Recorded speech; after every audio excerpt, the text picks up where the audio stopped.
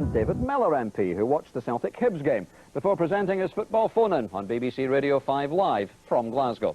We'll hear their thoughts on today's matches a little later. But let's start at Tynecastle, where Dundee United hadn't managed a league victory since 1985, all of 21 matches ago. The commentator on the match between the Premier's third and fourth place teams is Jock Brown. Hearts manager Jim Jeffries named an unchanged team and shows faith in the man who lost narrowly a week ago to Celtic. So young David Murray wears the number 2 jersey for the 6th consecutive time, even although Neil Poynton is available again. Jim Hamilton is Hearts' most recent signing, costing £200,000 from Dundee last month. The under-21 international has been a conspicuous success, scoring 5 times in his last 4 matches. Eric Pedersen ruled himself out of Dundee United's lineup by being ordered off last week against Dunfermline, and Jim McInally is preferred to Ray McKinnon at the start for the only other change in the side. The man replacing Pedersen is another Scandinavian, 27-year-old Jonas Vermola from Malmo in Sweden. The powerful defender starts a match for United for the first time after 2 appearances as substitute. It's a major opportunity to impress during his short-term contract. The match referee is from Newlands in Glasgow, Mr. Eric Martindale.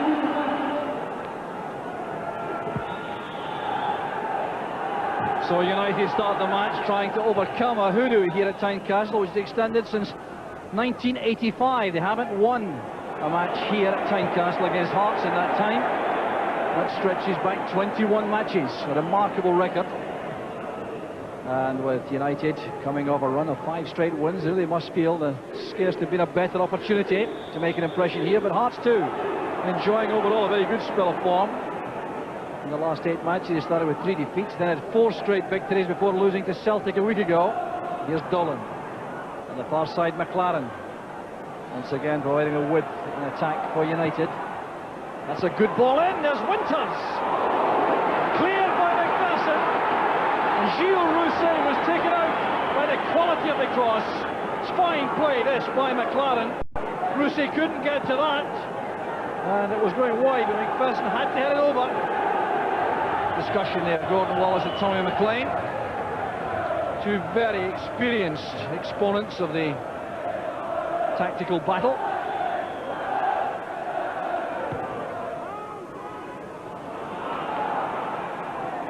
Zetterlund retrieving his own initial error.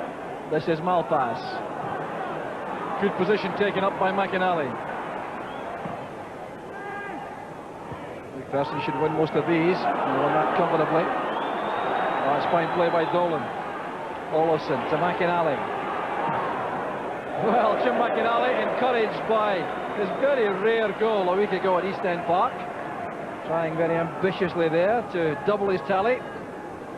Good play by Jamie Dolan there, stepping away from Fulton. Olofsson linking well from the front.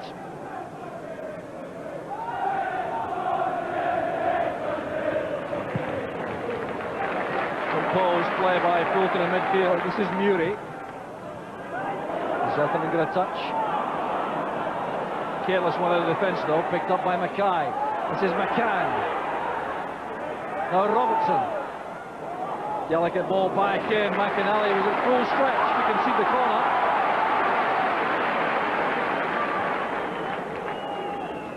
This is good build-up play from Hearts. Fine, elusive jinking and running there, and then a very intelligent ball played in by John Robertson, which stretched Jim McInally. Work for Dijkstra. Great block on the line by Dijkstra.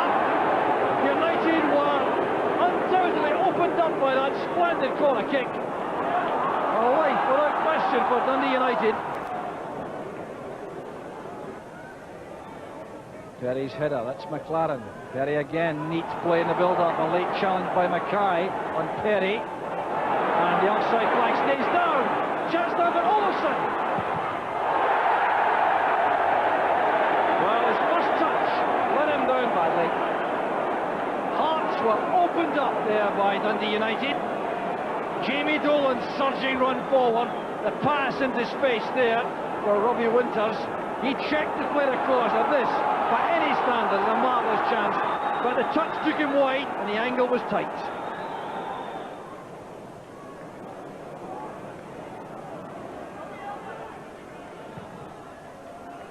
Presley kept that in play.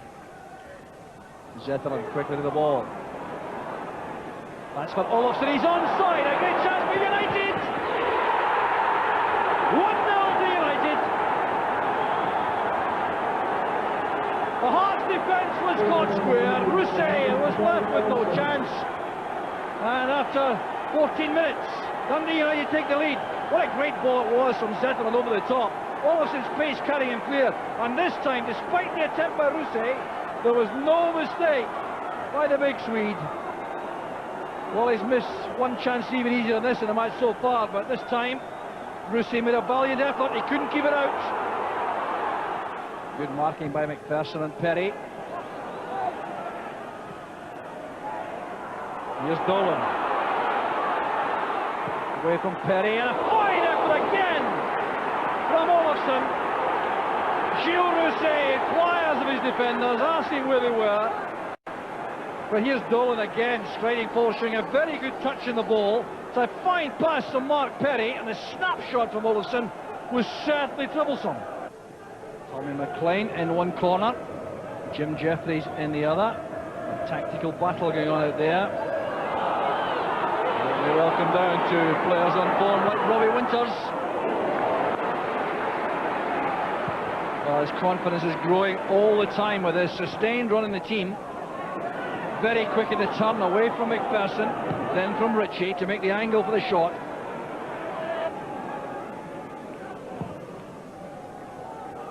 Hamilton's head flick, Robertson helps it on. There's Robertson!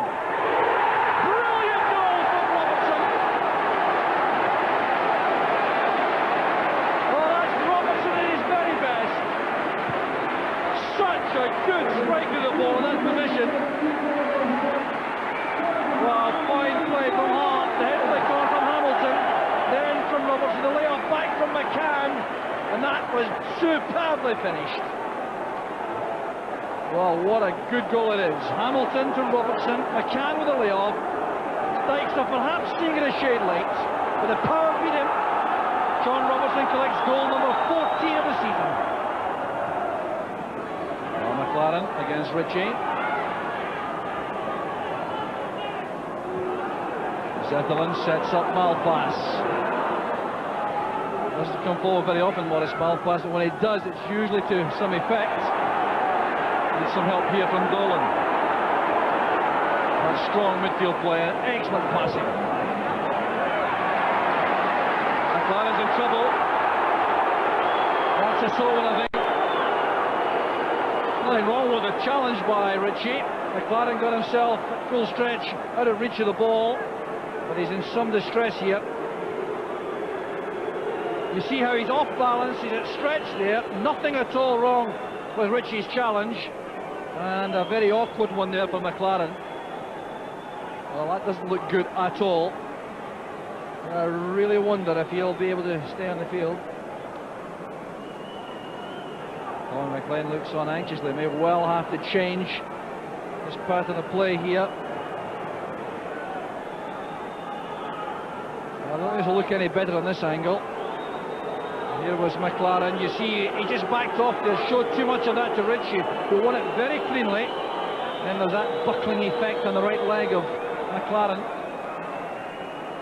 Well, you can see clearly McLaren is in considerable pain.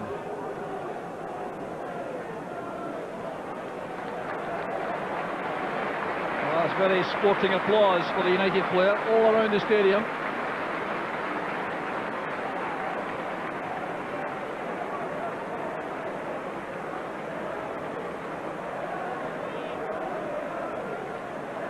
The saddest aspects of the game, the stretcher being used like that. So Ray McKinnon comes on. We'll see what that does to the United tactical formation, because he's a very different kind of player to Andy McLaren.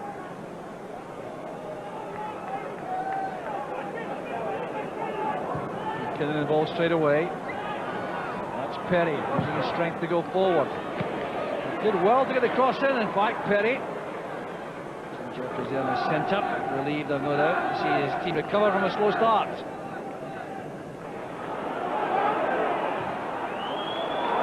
Mola has just held that up for Hearts to come at United again. Here's John Robertson. Oh, it's a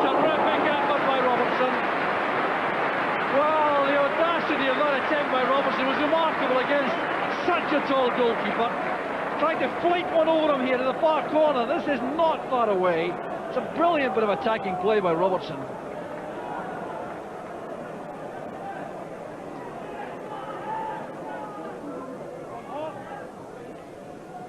Weir waits for help from midfield from Mackay. Good positive play by Gary Mackay. Mackay, I think, wanted to give him the return pass, but stumbled a bit there. Free kick given there, Vermola and Hamilton clashing at the edge of the area. And the big Swede may be in trouble here. I think the referee wants Vermola to come across. And I think it'll be for a yellow card to be shown.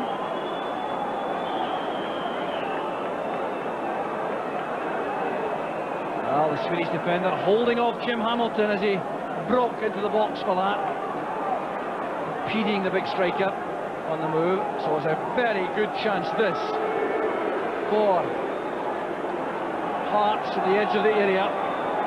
Robertson, Hamilton, Fulton, all carrying menace from here. Dave McPherson trying to ensure the 10-yard rule is obeyed. He should take it beyond the penalty spot. Robertson will not be taking this. Every United player back in the box. Hamilton. Superb save by Dykstra. The tackle came from Perry. Well, Jim Hamilton with his left foot here, showing a lot of power, a swerve of the ball, but Dykstra's positioning was good. Muri returns it. Here's Zetterlund. Plays that over the top for Winters. Winters at pace. Olofsson's in the middle. The cutback is on now. Still in play. Here's McKinnon. Back to Dolan. Paul Ritchie's headed clearance. Well, a very good chance there because Winters at pace here, rushing in from the right. He had Olofsson looking for the cutback and he tried the shot for goal. So the end of a thoroughly entertaining first half in which Dundee United started much more quickly and took the lead in the 15th minute. That was a fine effort from Kjell Olofsson, who might have had a hat-trick in that very good opening burst. But then Hearts came back, a fine equaliser from John Robertson, and the second half is full of promise at half-time. It's Hearts 1, Dundee United 1. Hearts have sent out Neil Poynton for the second half to replace young David Muri, following the reorganisation of the defence in the first half. So the restart of a match which has been as competitive as you would have expected when fourth place third in the Premier Division. Neil Poynton making an early impression there on Mark Perry in his familiar position, wide in the left-hand side of defence, pushing forward into an attacking position.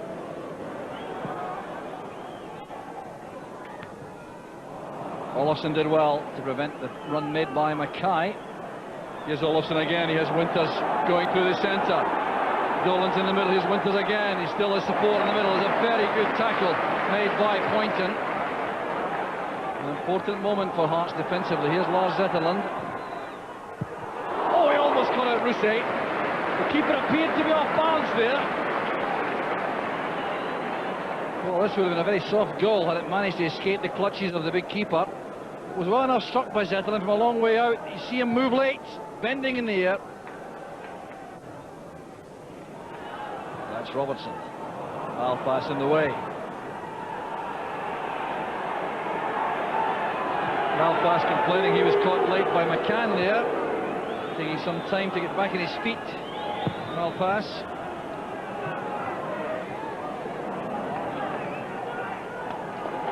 That's McCann.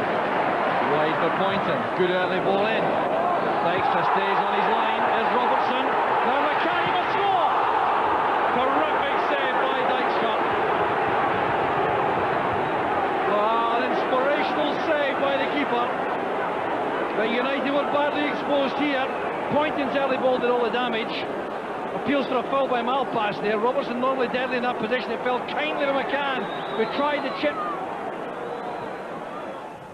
Poynton in strongly on McKinnon. handball by McKinnon. I can't think why he's arguing with a clear handball.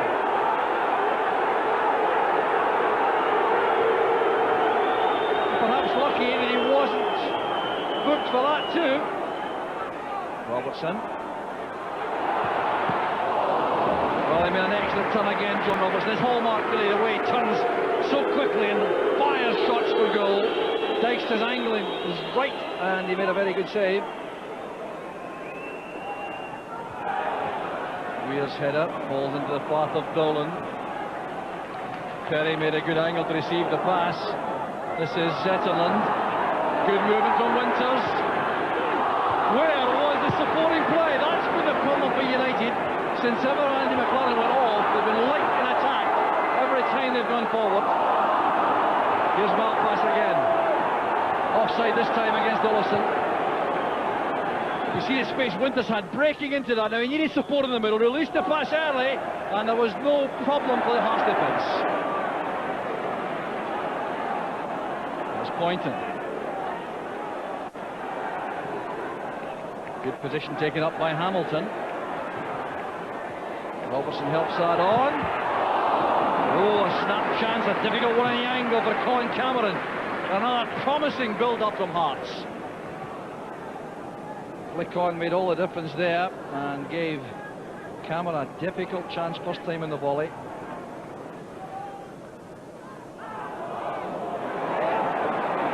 Mackay. Break goes kindly for him. Stolen away by McCann. Here's Poynton. Dijkstra to the rescue again. Frustration for Poynton. Oh, that is good attacking play by Gary Mackay. Then McCann took over, picked out Poynton in space, and this was very well struck on the volley. What a good save. Mackay into the midfield with plenty of space for Fulton. Poynton again has made a big impression for Hearts in the second half. Back after suspension. Fulton's layoff, Cameron on the run. He ran straight into Malpass, it's back with McPherson. Well, Dijkstra didn't move for that, he would have been beaten. Right past the angle of the crossbar and post. You know, you're finding it so difficult to get the ball away to safety. Looked a bit deflection there, in fact. Could have been a corner. Olofsson.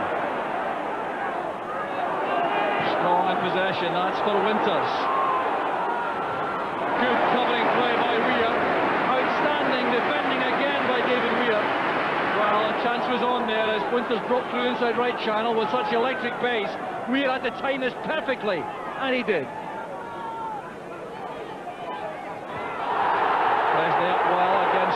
Hamilton appeals for a penalty, but that would have been soft. The player backing in.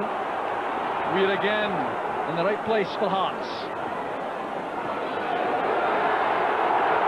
Well, pressure now relentless on this United defence. Hearts supporters still incensed about not getting a penalty when Presley battled with Hamilton in the box. Quarter of an hour remaining.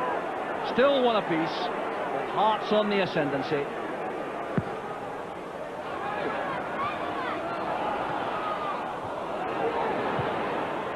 Cleared by Zetterlund, but there's no one there to do any damage for United. Hearts can build again. Here's Fulton. Good ball in. David Weir can't believe that. Made excellent contact with the cross ball, and Dijkstra made that look so simple. Good ball in by Fulton, and look at the way Weir attacks this. Powerful header. The keeper plucks it out the air.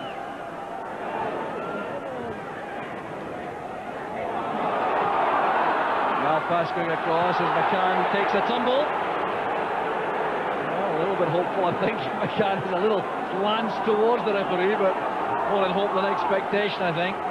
Malpass getting there ahead of him. Turn that back. This is Winters. What a goal for United! Right out of the blue! Quite incredible! It's Ray McKinnon! They've been under the cosh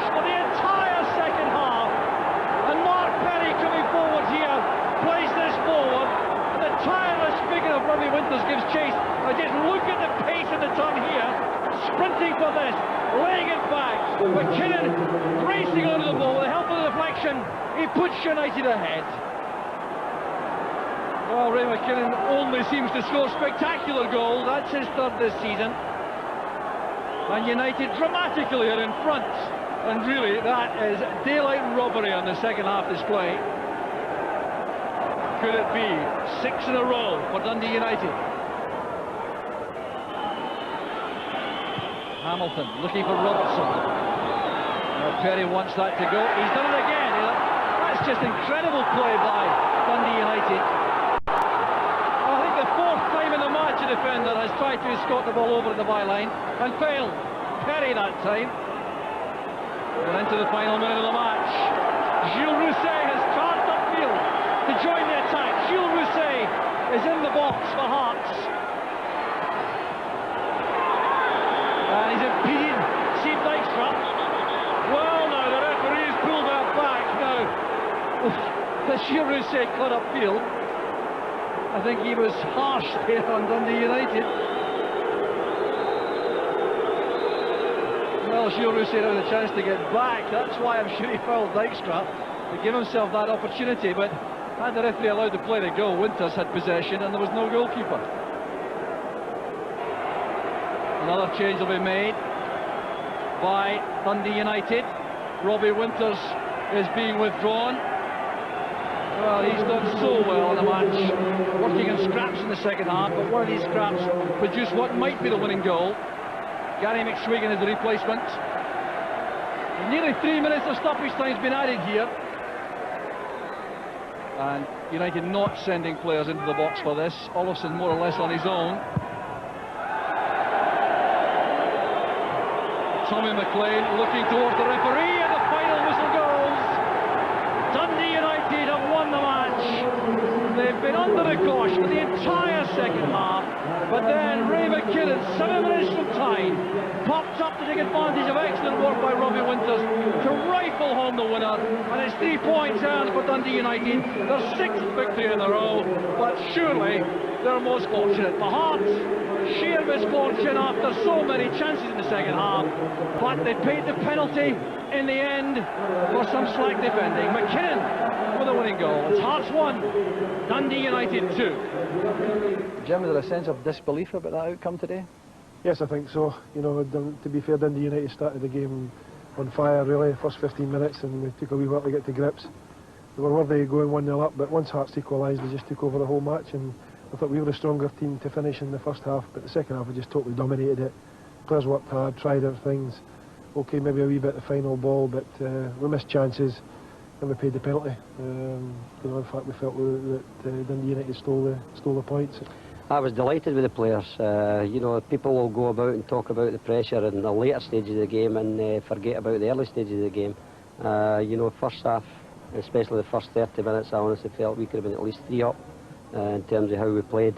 The injury to McLaren disrupted our fluency a bit, but it was a gritty, dogged performance, and as I say, even in the second half with breakaways, Robbie had an opportunity and it was a great goal for Raymond, but I was delighted with them. We play more like continental football. We don't pump the ball much forward, and you know, I like that about Dundee United.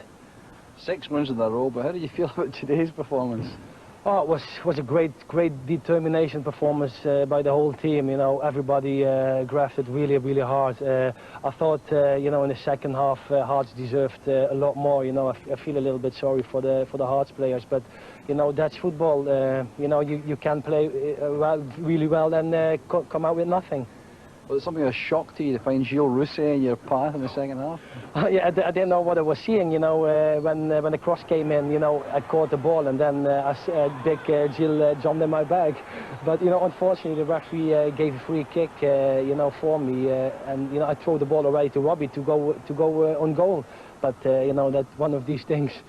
You're known actually for coming for all the cross balls in the penalty box. Will that continue to be your policy? Well, you know, I try to come as much as possible for crosses, but you know, I've learned after last week that you know, in some situations it is better for me to stay on my line, you know, rather than come, you know, for everything. So United collect their first win in that particular ground for 12 years, just as Wales did a mile along the road at Murrayfield. Tommy McLean's side now 6 points clear of Hearts in third place in the table. Well, John, understandably the two managers saw it rather differently. Was it daylight robbery, or were United worth their win? No, I thought United played very well, but I would have to agree with the manager that we did enough to deserve at least a share of the points. But United played the game the way they wanted to play it. Tommy came in and employed his usual tactics and hit us in the break in the second half. Although in the first half they did dominate until Andy McLaren went off. Now, I know you'd still rather be playing than sitting on the stand watching it, but if you have to watch it, it was a good game to watch, wasn't it? Yeah, it was a great game. It was very enjoyable. The conditions were perfect. There's great atmosphere in the ground, and there was a lot of good football played by both sides. I think both sides have got a base to go on in the next couple of seasons and build on the success or the limited success they're having just now, because we need some more teams to come and challenge Rangers and Celtic.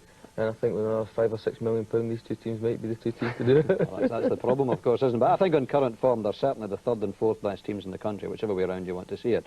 But they're the next two, I think, after Rangers and Celtic. Yeah, I think they're playing the best football, and United are just having a little bit more success because going away from home, as they did last week and today, and they'll be sucking teams in and then get them in the break with the pace of Winters and McLaren, which is a little bit frightening if you're defenders at times. That's right. Let's take a look at the goals then, and the first of them, Kjell Olofsson, who actually had missed a much easier chance just a couple of minutes before, hadn't he? Yeah, he had. He'd missed a much easier chance, but it's a lovely ball through, and he takes one touch and finishes it. It's close to Gilles' body. He didn't have much chance with it, but he's playing with a lot of confidence, and now I think he scored 9 goals this season already, and I think he knows that if he misses one chance, there's a chance, well, another chance will just pop up. The new boys, the Scandinavians in particular, doing well for United, but it was Robbo that did the business for Hearts today, as he has done so often before, and he took this one well. Yeah, he's done it, I think it's 204 times before this, and it looks like a big punt up the park, but it's actually a tactic worked in training, 2 or 3 touches, and then just John pulls a quick trigger, and I think the goalkeeper's a little bit unsighted there, and that's why he couldn't get down it. But John's been a great servant to Hearts, and he's going through another great spell just at the minute, and I'm delighted for him. Yeah, that's a good expression, that pulls a quick trigger, because he could have taken another touch there and tried to take it wide of the defender. Yeah, he could have tried to beat the defender, but John scores so many goals because he hits the target with a big percentage of his shots, and he's a good striker of the ball, and it's lovely to see. And you described the third goal, what proved to be the winning goal, as one of the best of the season so far, Ray McKinnon's. Yeah, well, we've seen Ray McKinnon score on 3 occasions this year, and they've all been like this. Great work by Robbie Winters, who had a good game today, and but that's Beckham-esque. If that was in England, they'd be showing it as a goal of the season again. But Ray McKinnon, it's nice to see him hitting a bit of form. He could have been happy to sit in midfield, but he was delighted to get on the end of it. And the kind of shot that a goalkeeper just doesn't have an earthly with, really. Well, it took a little touch off somebody on the way in, but it didn't really matter. Gilles was kidding himself on even making a move for it. Who was your man of the match today? I thought Jamie Dolan was, in the first half especially, controlled the game, and maybe had a little bit extra incentive because we were the other team that was after him when he went to United. This being his second game, but he controlled the play in the first half, and people, well, Tommy said that people see him just as a hard man, but there's a lot more to his game than that. His delivery of passes today was excellent. He won the ball and used it very well, setting up chance after chance.